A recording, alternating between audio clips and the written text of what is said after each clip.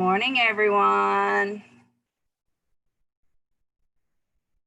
Give it just a second to get everybody in the room.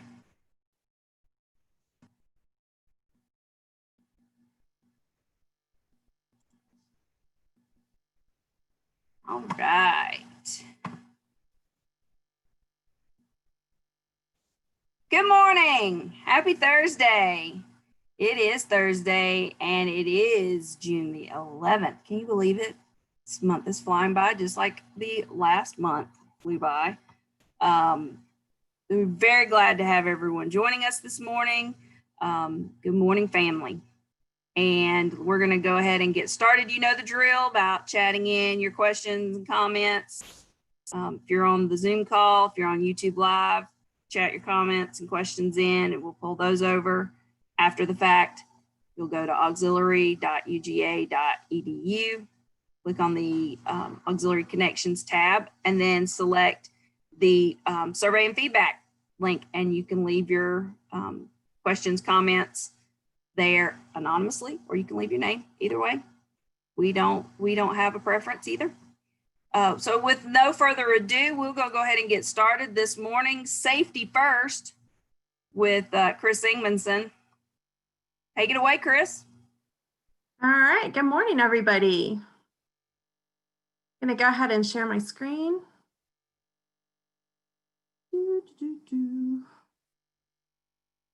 Well, things I should have started.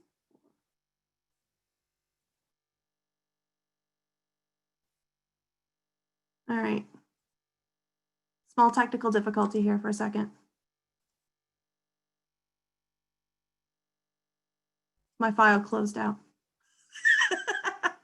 Let me open that back up. All right. Monday again, did I miss that? We're having a Monday moment again. I am having a Monday moment on Thursday. All right. It happens. Now let's try this again.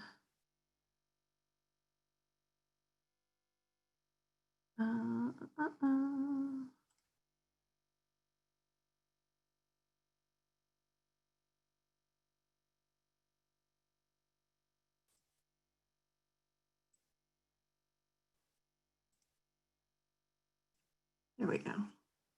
I apologize, everybody. All right, can you see us now? Yep, you're good to go. Awesome.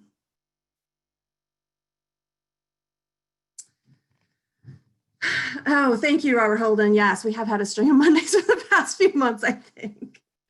All right. Today, we're going to talk about safety first, basic infection control to keep ourselves and others healthy.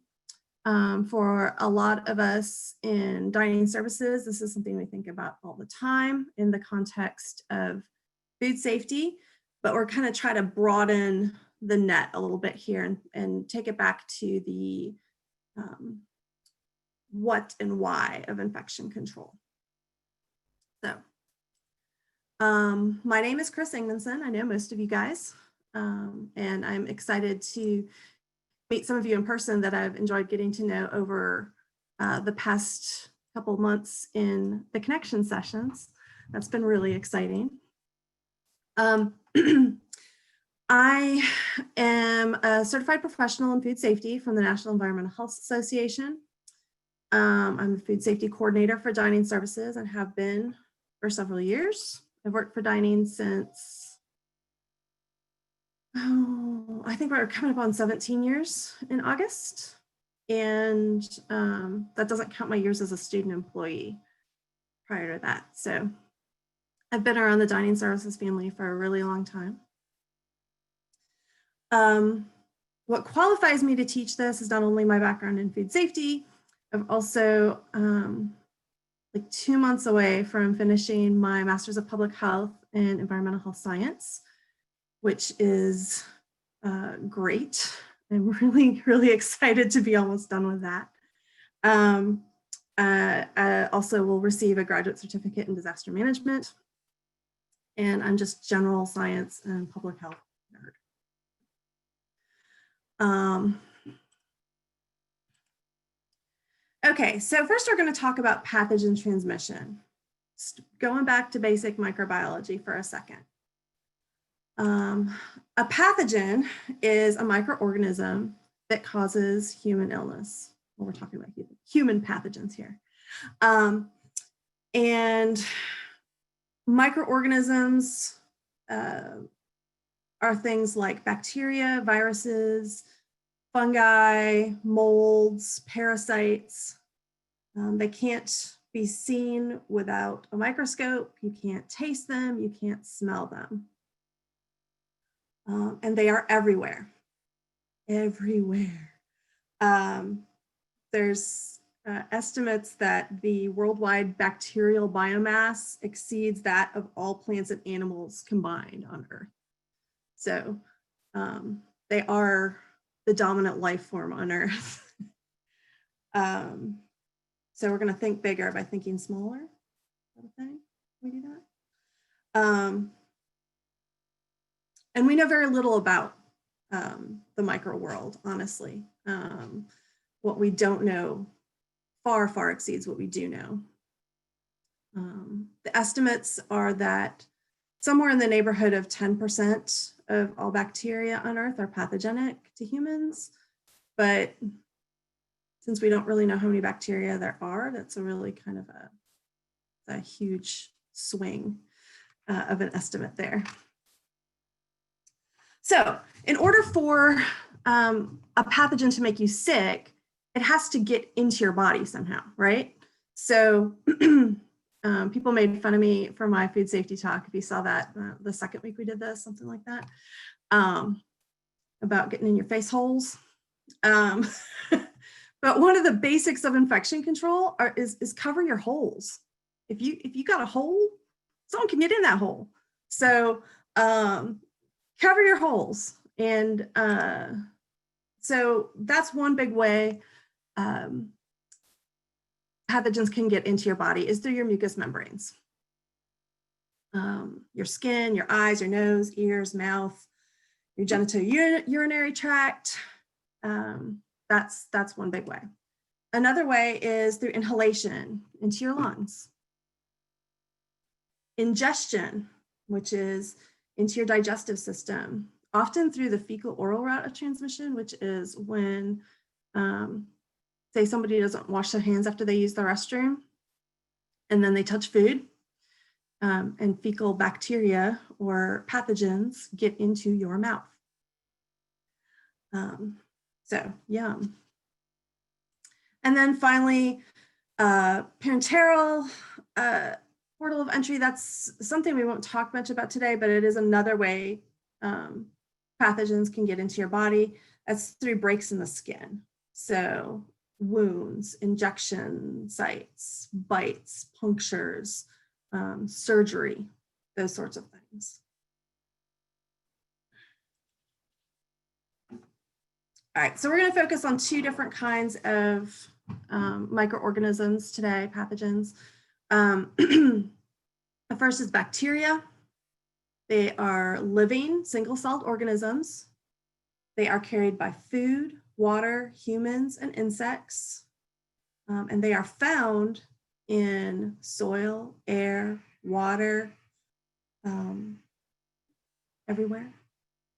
Animals, humans. They can reproduce very rapidly, and that's a concern because in order for a pathogen to make you sick, you have to consume a certain amount of it. And what that amount is going to vary based on the pathogen, and to some extent, your immunity, your immune system, and the state of it.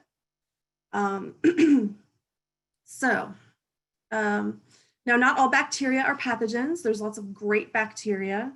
Some are used to make food products, things like yogurt, sauerkraut, cheese, wine, beer. None of those are possible without bacteria. They behave in all kinds of different ways. Some cause illness by producing toxins, which is like a poison. Some form spores to protect themselves in unfavorable conditions, so they're hard to kill. But yeah, they're interesting little things.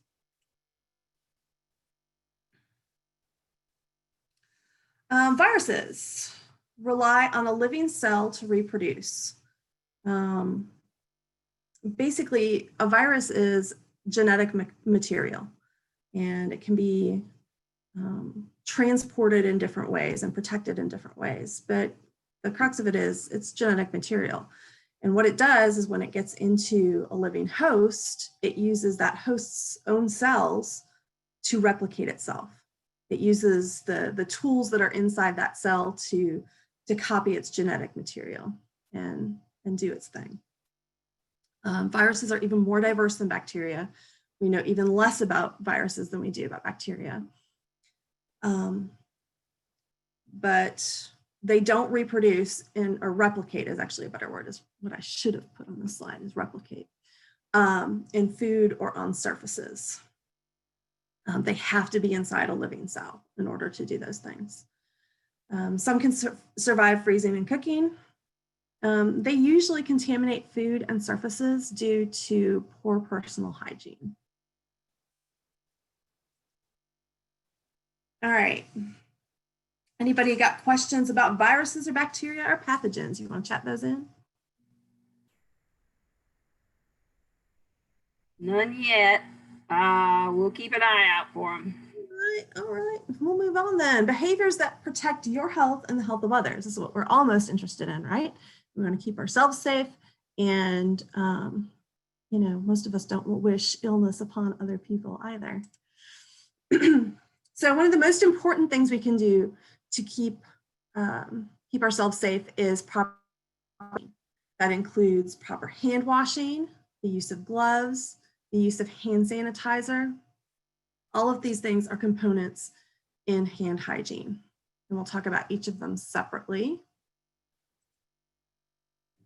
So, hand washing is soap and water and friction, the rubbing together of your hands. All those things together, it's one of the most powerful tools we have in infection control. So, soap doesn't kill pathogens that are on your hands. It removes them. So it has both a hydrophilic end, which likes water, and a hydrophobic end, which likes oils. And the hydrophobic end emulsifies lipids and encapsulates them. And then those are rinsed away. A lot of pathogens have lipids in their cell membranes, so they get grabbed up by the soap and are able to be rinsed away. So that's pretty cool. We're going to, and you know what I think I did? Antibacterial soaps.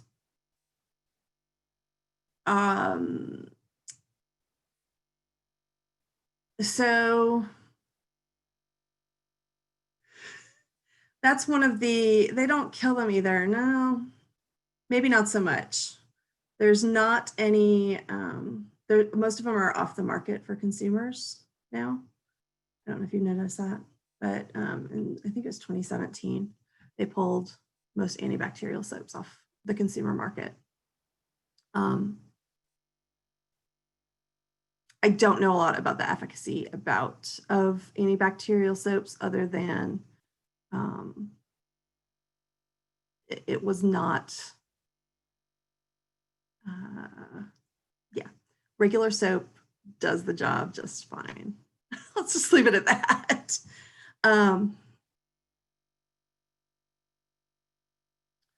Michael says that viruses can't be killed because viruses are never living.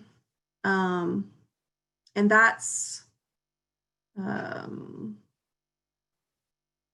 of true. They're not really not living either, but they're not living. But they can be rinsed away with hand washing. pH balanced soap also kill bacteria? I'm not sure. I don't know what role pH plays in soap. I'm not a chemist. I like science. I'm not a chemist. So Mark Reynolds says, my understanding was that the manufacturers could not prove antibacterial properties for consumer grade soap. And yes, that is what it boiled down to. Okay, and I have a video, and I'm pretty sure I'm going to stop my share for just a second and then restart it. So I'm pretty sure I didn't hit the right buttons when I shared because I was all flabbergasted, flustered. So we're going to share my sound and reshare my PowerPoint. Okay. All right.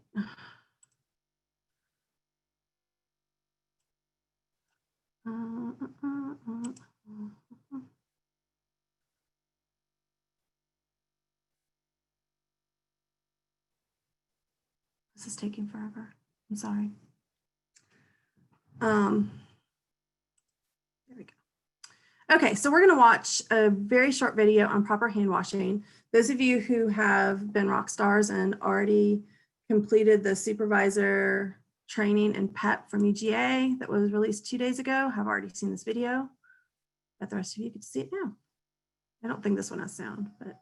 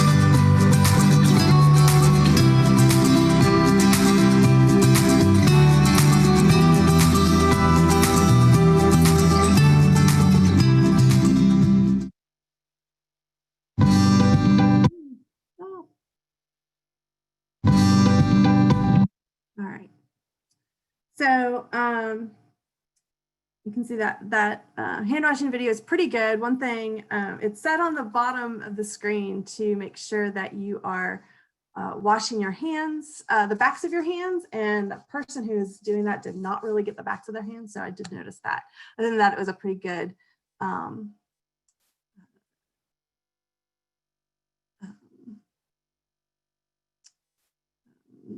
display, demonstration of hand washing. Are we looking at addressing our restrooms that don't have paper towels? Air dryers are not necessarily as bad as people think they are. But that is something that we have talked about a little bit, was adding paper towels to restrooms. I don't know what ever happened to that, but it is something that we have discussed. And yes, now you know you can sing Glory, Glory while you're washing your hands for 20 seconds. Oh, thanks, Brian. He mentions that we're installing paper towel dispensers in all of our customer restrooms this summer. So that's great. Okay. Hand sanitizing. Let me talk about that for a second. Hand sanitizer basically works by stripping away the outer layer of oil on your skin and destroys any microorganisms present on the surface of your hands. They need to be at least 60% alcohol. Usually you see a little bit more, between 65 and 70, I think is more common. And then the friction of rubbing your hands together is an important component of this as well. You should rub your hands together for 20 to 30 seconds. If your hands are dry before 20 seconds, you didn't use enough hand sanitizer. Hand sanitizer works better on clean hands as a supplement to hand washing. You might hear soap recommended over sanitizer in general. And that's because soap is good at dislodging dirt, as well as many pathogens, including some that hand sanitizer doesn't work particularly well on. And soap also works despite the type of soil you have on your hands, because that can significantly alter the effectiveness of hand sanitizer. So, a special note for dining staff. Hand sanitizers are not a replacement for hand washing in the food service environment because they don't work well on hands that are soiled with grease, proteins, or on wet hands. They're not effective against non-lipophilic viruses such as norovirus or hepatitis A. And those are the two we're most concerned about in food service environments. And they must be approved as direct food additives by the FDA in order to be used by food handlers. So our hand hygiene for dining is not changing, other than keep the focus on it. Good reminder, keep the focus on it. In dining, we will have hand sanitizer out for all of our customers to use. They're great for cashiers who are not handling any food or clean food contact surfaces. And they're great for other areas that are not handling food. If you are not able to wash your hands, if you're in a parking booth at a deck, you don't have a hand sink there to wash your hands, but you're still coming in contact with a lot of people and things. And hand sanitizer is perfect for that environment. Okay.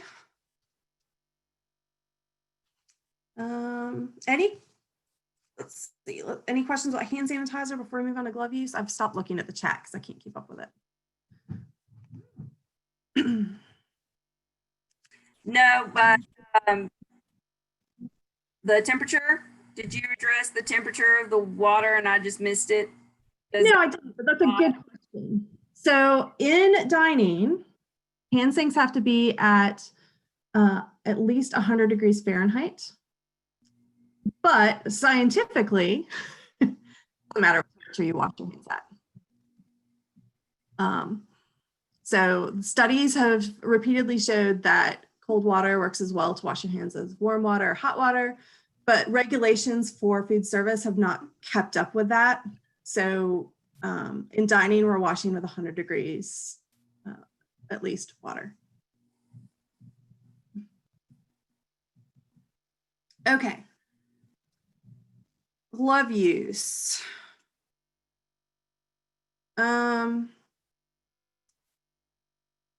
Disinfecting and handling to ready to eat food are the two times you should be wearing gloves.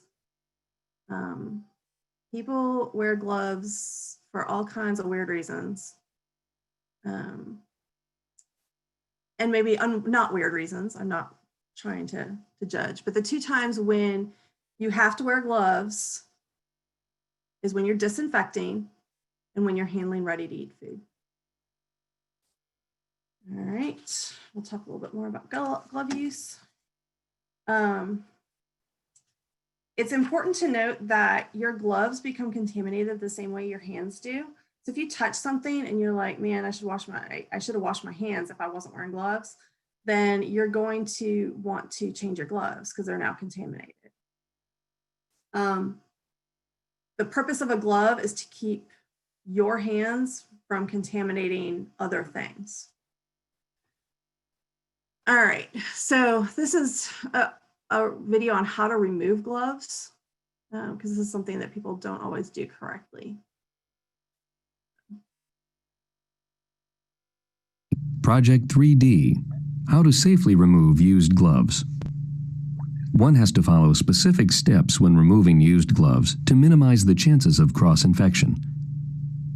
Pinch the glove at the wrist level and pull it some distance away from the skin without touching the skin of the forearm. Peel the glove away from the hand, thus allowing it to turn inside out. Hold the removed glove in the gloved hand and slide the fingers of the ungloved hand between the glove and the skin of the wrist. Remove the second glove by rolling it down the hand and folding it over the first glove. Discard the removed gloves in a suitable biohazard waste bag or bin. Perform hand hygiene.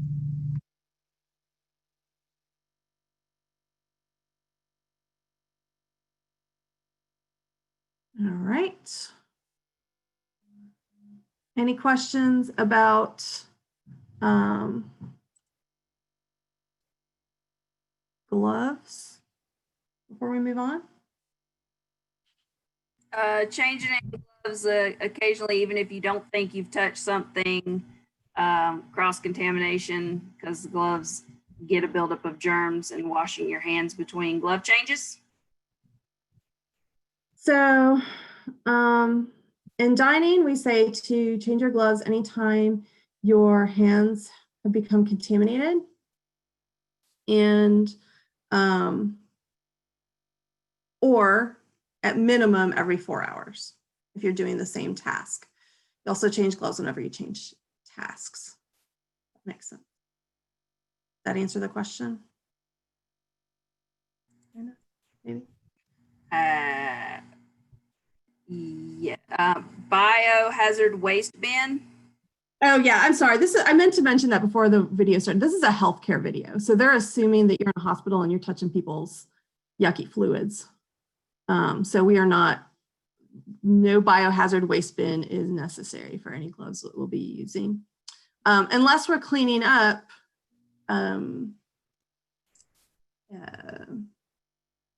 something like vomit or diarrhea or blood, in which case we need to use our bloodborne pathogen kits in order to clean those up, and those include a biohazard waste bag in them.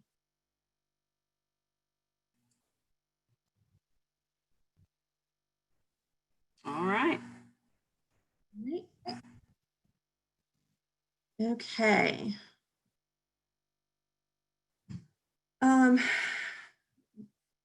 It's also important not to come to work sick. I've put the questions that we in dining have to ask right now prior to an employee coming on shift. Have you had a cough? Have you had a fever? Have you experienced shortness of breath? Have you had a temperature of 104 or higher? And these are specifically COVID-related questions that the Department of Public Health is requiring restaurants to ask. This certainly applies to any other sickness you might have. Again, in dining, there's a whole list of symptoms and illnesses you have to report. That has not changed. But just remember that your actions outside of work do affect everyone that you work with. So don't come to work sick. All right, face coverings. You want to wash your hands before you put on your face covering, and put it over your nose and mouth and secure it under your chin. Try to fit it snugly against the sides of your face and make sure you can breathe easily. You want to make sure that you don't use a mask that looks damaged. Don't wear a mask that's too loose. Don't wear it under your nose. That's like half of the fluids you're trying to prevent from escaping are coming out your nose. So it needs to be worn over the nose and mouth.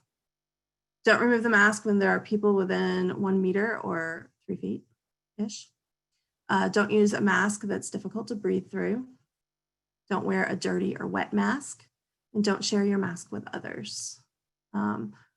Basically, your mask is to keep any fluid that might come out of your mouth or nose contained.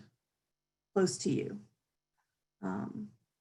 And it's not protecting you from anybody who is in front of, who might cough on near you.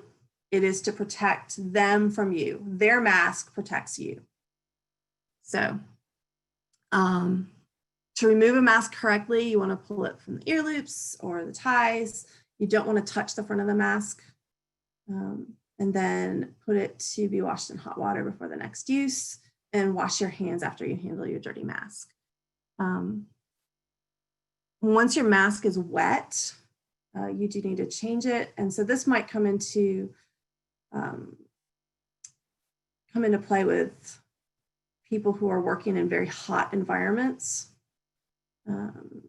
may go through more than one mask in a day, just because if you're over a steamy kettle, it might get wet too quickly. So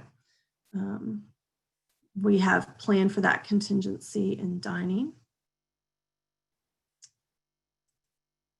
All right, any questions about all of those protect yourself slides? So what about people who have a chronic cough from allergies? What is that? How does that play into the cough? You don't see my air quotes, but I'm air quoting my cough question. So what I think is that is something that we'll have to see what that's going to be a question for HR to deal with, right? Because certainly there's no reason that that person, if their cough is due to allergies, can't come in. But there's the mechanics of that situation will have to go through human resources. And I imagine that on the university level, before we open in the fall, that we'll have some good guidance from UGA on things like that. Dana also mentioned that putting a pile of clean gloves in your pocket for quick access later is just no. No, because now your gloves are contaminated with whatever is inside your pocket. Even if it's just pocket lint, they're not clean anymore. Very good point, Dana. Anything else? A lot of we're speculating in chat, so we're good. Okay. All right. The role of surface disinfection.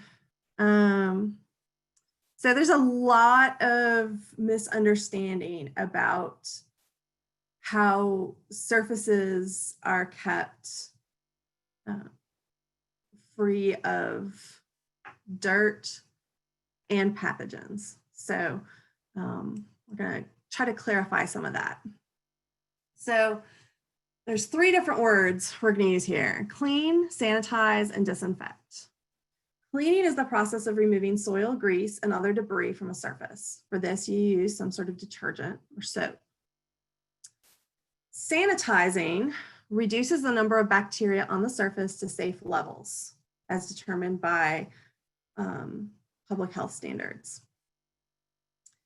And then disinfecting, the goal is to destroy or inactivate all bacteria, fungi, and viruses on the surface. I hear sanitizing and disinfecting used somewhat interchangeably frequently, and they're not the same thing at all. Sanitizing doesn't do a thing for viruses first.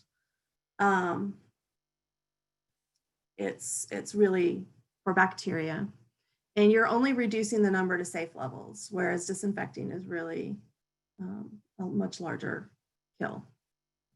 So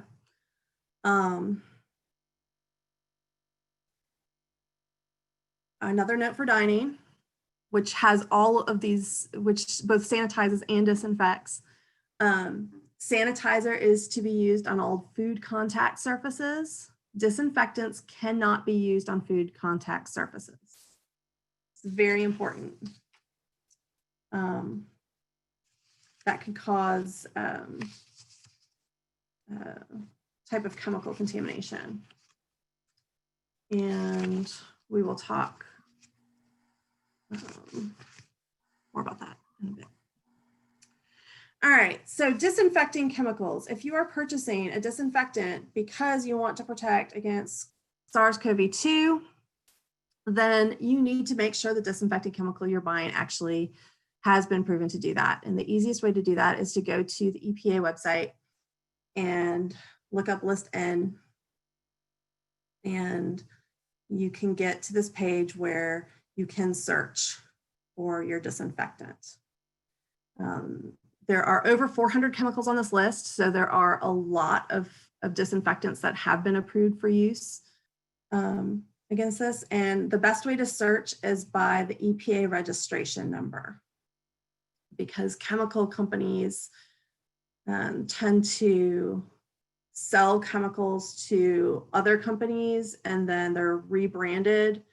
And so if you search by name, you may not find a product that actually is approved under a different name, but the EPA registration number would be the same on both chemicals. So EPA registration number is on the label.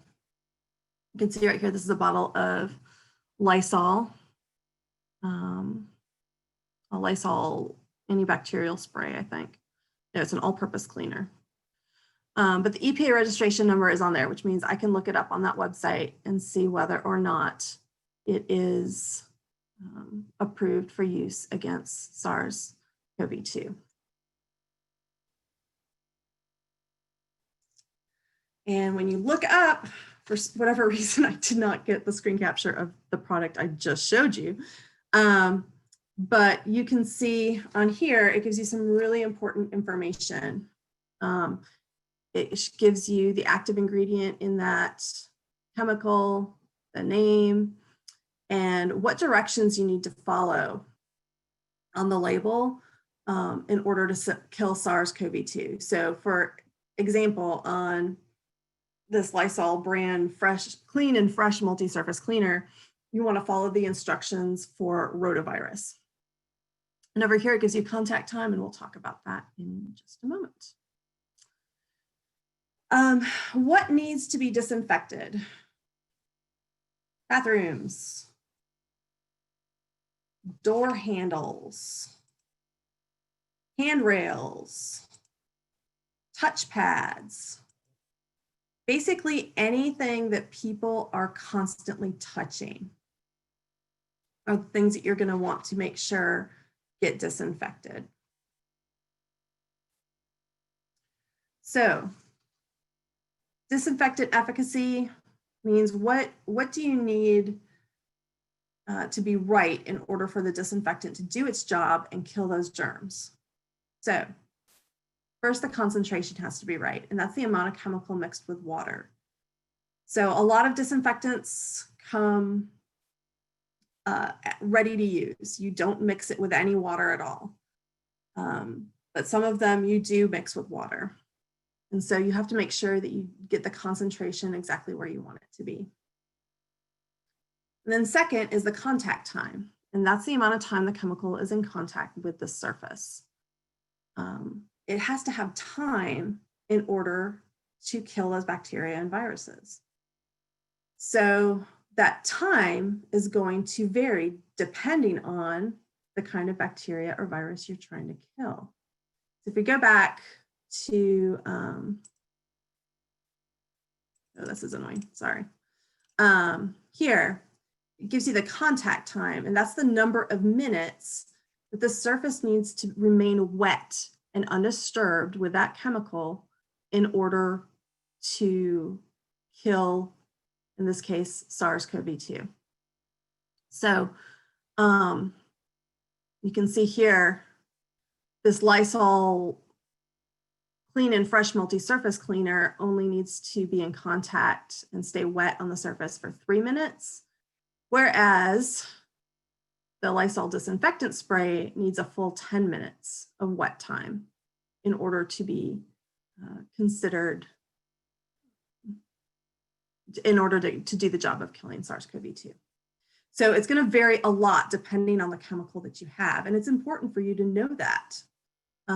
So for example, if I am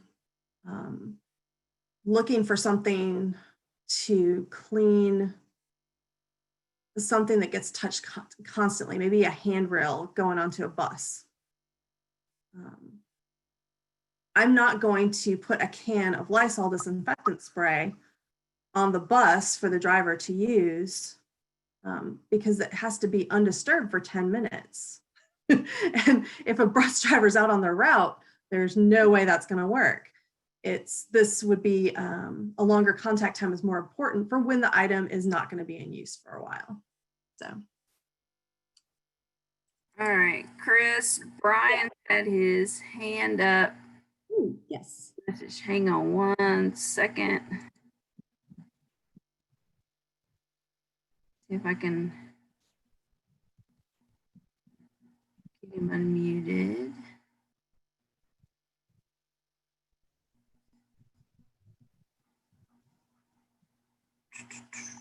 Sorry.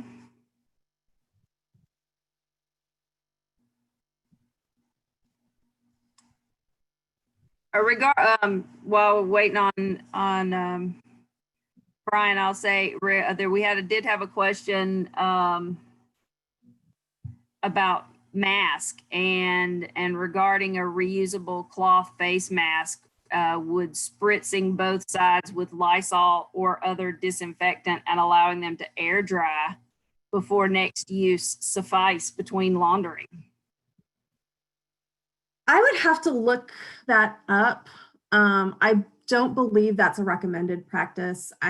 Everything I've seen says that they need to be laundered in hot water and then dried on high. So I can't imagine that spraying with Lysol would be effective enough. Okay. And then spray the sanitizer wipes, antibacterial wipes, do they help with viruses? Like wet wipes? Yeah, so it depends. If you're looking for a wipe, there are lots of wipes on that EPA list N. So you just have to make sure that the wipe you're purchasing is going to do the job you think it's going to do. There are also wipes that are cleaning wipes and not disinfecting wipes. So again, it's really important to read the packaging. All that small annoying print on the label is the stuff you need to read if you want to understand the chemical that you're using. But yeah, there's lots of wipes on that list N. The challenge with wipes is keeping the surface wet enough for the contact time. So, especially wipes that are an alcohol-based wipe, it can be a little tricky. Hey, Chris, can I chime in for a minute? This is Brian. Hey, Brian. Hey, Chris, great session. Thanks very much. I did see a comment above from Tamala as we were going through about what the masks look like that UGA is issuing. And I thought I'd just let Tamala know that. And Tamala, if you're out there and you hear me, to my knowledge, what I understand of it, at least, is that there's a couple of options on the mask. I believe one is just an all black mask, but I also think that one option is a logoed mask with the G on it. So what we do know about those masks right now is they can be ordered by supervisors and people with access to UGA Mart through UGA Mart. And then Campus Mail will either deliver those masks to units of choice, or representatives from departments can actually go out to the central receiving and mail office and pick those up. So we're working on that right now, and we'll be doing that. But what we do know is that UGA is providing 2 washable, reusable masks per staff, faculty, and student member. So that's really good news from UGA and a big support piece there too. So we're working on that from an administrative standpoint to help everybody out. And of course, what we're focused on right now are those phase 2 folks. or not phase 2, but the phase 1 folks who are currently or will be on campus come Monday. And then we'll, do more as it goes, but we'll be getting a lot, but we're helping with that and we're working on that. So hope that helps, Tamla. Thank you so much, Brian. You're very welcome, Kris. Thanks. All right. So I'm going to talk real quickly about how to disinfect. You need to start by cleaning the surface with soap, water. Thoroughly wet the surface and keep it wet with the disinfectant and keep it wet for the duration of the contact time. And let the surface air dry undisturbed. So disinfecting is not difficult, but you do have to do all of these steps in order for a surface to be disinfected. A special note for dining, again, if you use disinfectant on any food contact surface or back of house touch points after disinfection, that's after that whole 3-step process we just used, after it's dry, you then have to rewash, rinse, sanitize, and air dry that surface before it can be used for food. All right, real quickly, future training initiatives. I don't have much to say about this, but I just wanted to let everybody know that we are planning just-in-time training for use of specific chemicals, specific PPE. Will be more hand hygiene reminders and any new standard operating procedures that we implement. You can expect to be informed about those as well. And those will come as people are getting ready to return. So we want to make sure that we don't give you too much information way before you need it. Want to try to make sure that it's timely for when you return. All right, and we're going to have Brooks Oliver come on for just a minute. Can you unmute Brooks? Kris, can I just chime in on something I saw in the chat real quick? This is Robert. Sure. Because there was a question about sanitizing buses and sanitizing tables and chairs, and of course we're going to be doing that as we have those processes come through. One of the comments that I saw talked about sprayed sanitizers versus wiping down surfaces, and there is a difference between an aerosol spray or a little hand pump spray that you're using and some of the spray devices that we're actually going to be using for sanitizing larger surfaces. So when we're talking about sanitizing the buses with a sprayer, this is actually designed to electrostatically be charged and attack surfaces and really get into places where you have not been able to get before. So standard cleaning does not get into some of the places that the sprayers will actually be able to reach. So just a little clarification for people to help them know that we really are focused on making sure we're using the best practices for those things as well. So thank you. Yeah, absolutely. Thank you, Robert. And I want to say I did not talk about the electrostatic sprayers. No, it was in the chat box. I just wanted to touch on that a little bit. Yeah. Hey, Kris, this is Brian again. Can I add to that based on what Robert was saying too? Sure. Great. Robert, thanks for clarifying that. I just wanted the dining folks out there to know too is, we're really involved, as y'all know, with NACUFs, and we watch the NACUFs discussion list via our email accounts often, or every day really. There's a lot of discussion on that list right now about a product out there that Clorox makes. It's called Clorox 360, and it's an electrostatic method as well, and it is NSF certified. So, or at least one of their options is, which means that it could potentially be something that we could think about in the dining program. So, in a discussion that I had with some other folks yesterday, we did bring that up, and it's something that we're not sure if it's a good fit for us, but we do think it's something that we should look into a little bit more. And Kris, I don't know if Susan has mentioned it to you yet, but we were actually going to see if you wouldn't mind looking into that for us. If it's a good fit, it's something that we can explore.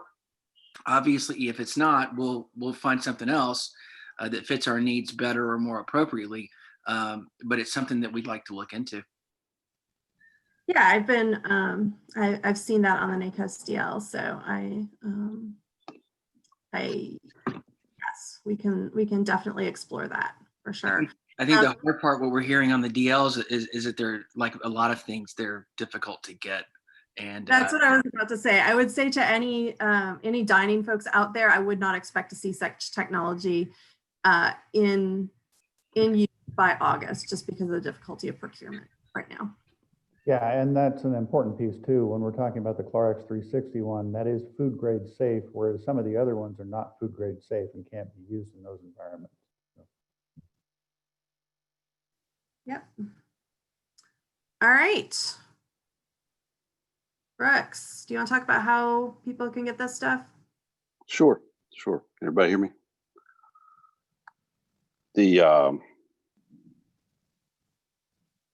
Making sure everybody can hear me. The other day, I guess Friday, we sent out a link to many of the upper level managers within auxiliary services. The link, and I believe I spoke about it the other day as well, but it's to an order website that is a tag along to what we used at Central Food Storage for the dining units. The managers are able to order specific items from Central Food Storage to be delivered to their units, either the same day if they order them before noon, or the next day if they order after 5. You are also able to pick them up from Central Food Storage, but that is not recommended unless you have to have them picked up. There are boxes to fill in. Most of the items are required information, such as name, phone number. There's a drop down in the middle of the screen you're seeing right now, says select department. It breaks down each and every department within auxiliary, such as marketing, golf course, transit, things of that nature.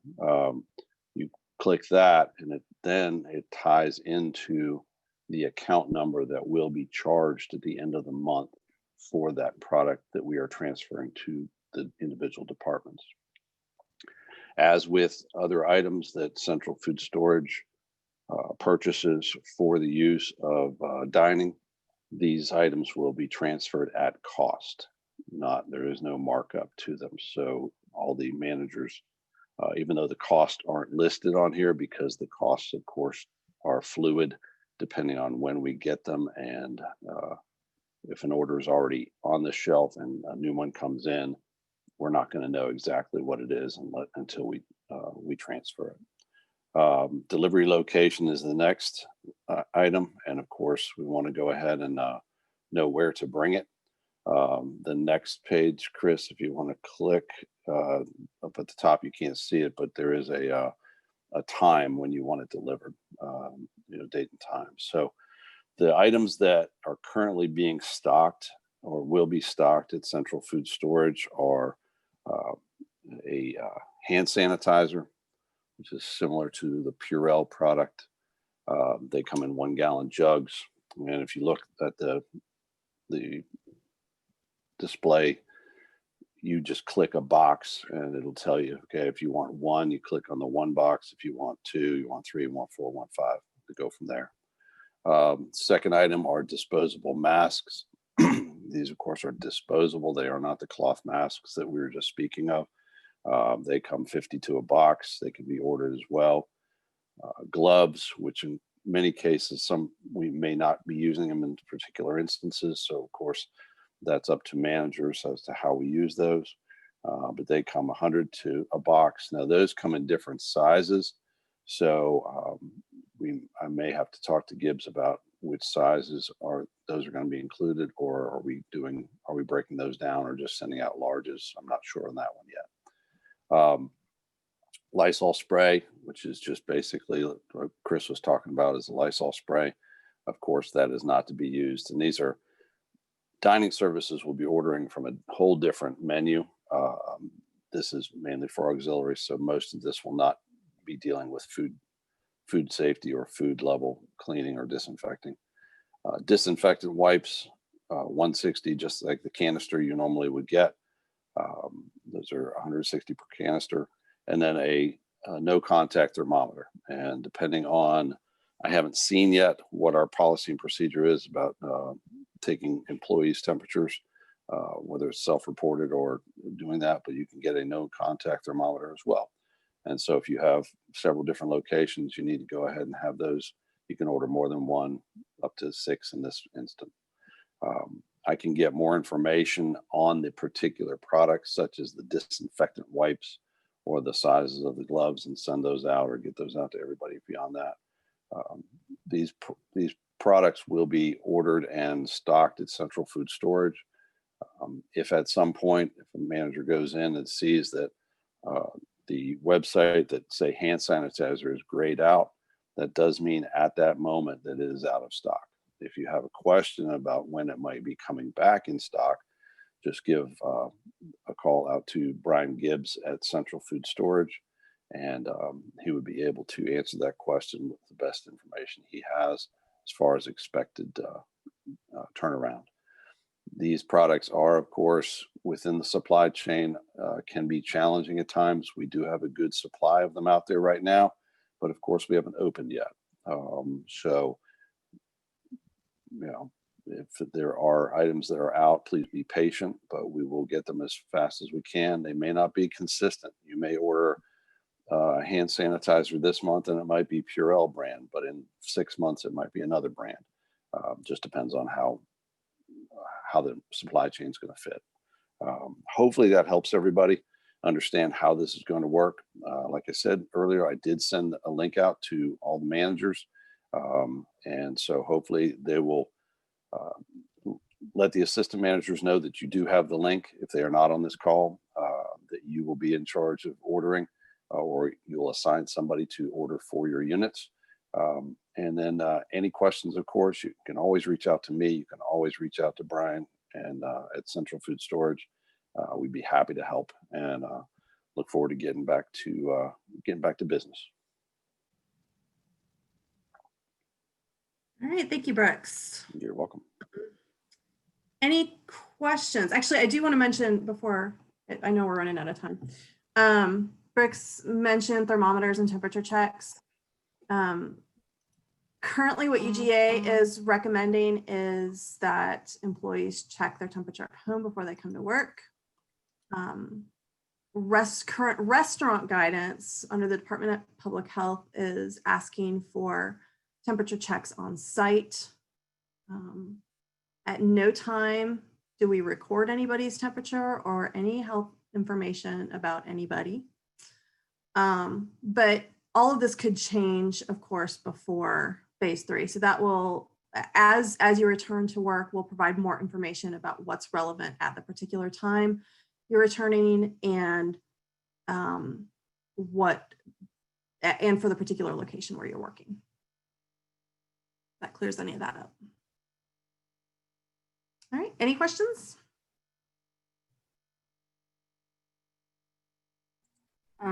Looking, hang on.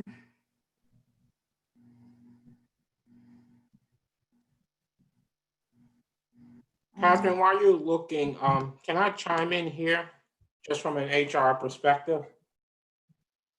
Sure. Real quickly before we all get off, I just wanted to let everybody know what Kris is presenting is really thinking about it from a personal health and safety. As far as masks, I mean, you heard what Brooks was saying. We've been in a number of meetings yesterday and beyond about temperature checks and masks and all of these things. So there's a whole army, if I can use that word, of people who are working behind the scenes, making sure that all of the corporals, so the bigger all of us stuff, is taken care of and is appropriate. What we wanted to do was make sure that you remember that we can do all of the ordering, we can do all of the masks and gloves and sanitation, but when it comes to really comes to the safety, it is at that individual contributor level that makes the difference. And so we just want to give you reminders of, particularly for some of our dining folks, reminders of what those safety requirements have been. They haven't changed, but also the fact that we're in a different time period, and we would need you to be in an even more heightened state in thinking about how do I do personal safety, and then we'll figure out the rest about the gloves and all of that.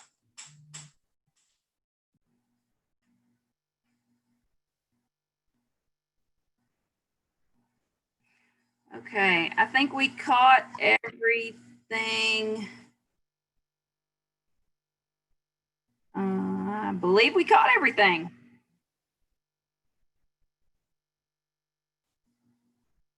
All right, Wash your hands, y'all. wash your hands. Thanks, Chris. Thanks, Brooks. Thanks, Brian and Robert, right, and Randolph for jumping in as well and answering, clarifying. Wash your hands. Wash your hands. Wash your hands. Wash your hands. This afternoon session, just a real quick plug for it, 2 o'clock is igniting your emotional intelligence. So that's at 2 o'clock this afternoon. Look forward to seeing everybody there.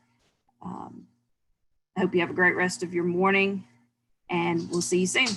Bye, everybody. Thank you.